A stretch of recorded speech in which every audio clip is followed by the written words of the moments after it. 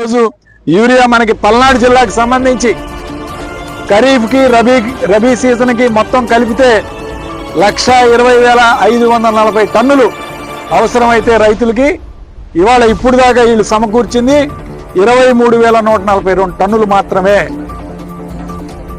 అంటే రబీ తీసేసేయండి, కేవలం ఖరీఫ్ తీసుకున్నా సుమారు 75,000 టన్నులు అవసరం.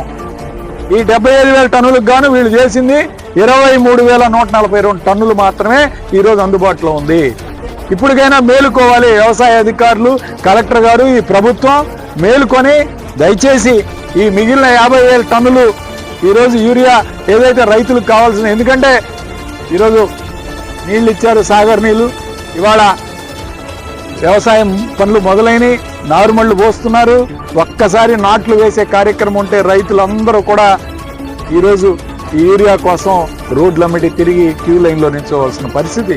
మొన్నే చూసాం సామర్లకోటలో, కాకినాడ సామర్లకోటలో రైతులందరూ కూడా క్యూ లైన్లో నిల్చొని ఈరోజు ఆర్తనాదాలు, వాళ్ళ బాధలు, కష్టాలు ఈరోజు చెప్పుకుంటున్నారు. అలాంటి పరిస్థితి రాకుండా ఉండాలని చెప్పి ఈరోజు మేము వైఎస్ఆర్ కాంగ్రెస్ పార్టీ తరఫున ఈరోజు ముందే ఈరోజు కలెక్టర్ గారికి ఈరోజు రిప్రజెంటేషన్ ఇస్తున్నాం. అట్లానే డిఏపి దాదాపు 51,883 టన్నులు పల్నాడు జిల్లాలో అవసరమైతే ఇప్పటి వరకు 9,337 టన్నులు మాత్రమే ఈరోజు సేకరించడం జరిగింది.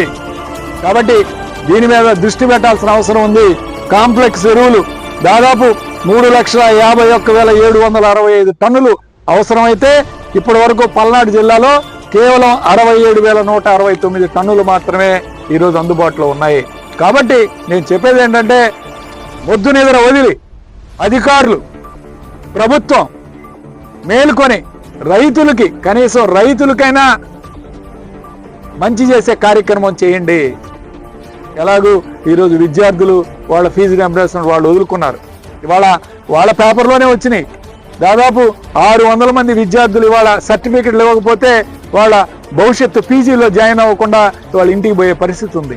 సో అది మెయిన్గా ఈ రైతుల మీద ఈరోజు మాట్లాడుతున్నాం. అట్లానే ముఖ్యమైన విషయం ఏంటంటే, యూరియా వీళ్ళు అందుబాటులో ఉందంటారు కదా, ఇవాళ ప్రైవేట్ మార్కెట్లో దాదాపు బస్తా 380 రూపాయలకు అమ్ముతూ ఉన్నారు. ఇవాళ సొసైటీల్లో, అంటే ప్రభుత్వం ఇచ్చే సొసైటీల్లో 250 రూపాయలకు వస్తుంది. అంటే 130 రూపాయలు తేడా ఉంది ఒక్కో బస్తాకి. ఏది బయట బ్లాక్ లో అమ్ముతున్నారు. ఇవాళ నేను చెప్తా ఉన్నాను, దయచేసి రైతు అనేవాడు బ్లాక్ లో కొనుక్కోకుండా వాళ్ళకి సబ్సిడైజ్డ్ రేట్లో ఈ ప్రభుత్వం అందజేయాలి. ఏదైతే ఉందో మొత్తాన్ని అందజేసే కార్యక్రమం చేయాలని చెప్పి ఈరోజు మేము డిమాండ్ చేస్తున్నాం. అట్లానే సొసైటీలో కూడా చూస్తే వీడు తెలుగుదేశం పార్టీయా, ఈ రైతుకి ఇవ్వండి, ఈ వైఎస్ఆర్ కాంగ్రెస్ పార్టీ ఇతనికి ఇవ్వద్దని చెప్పి చెప్తాం.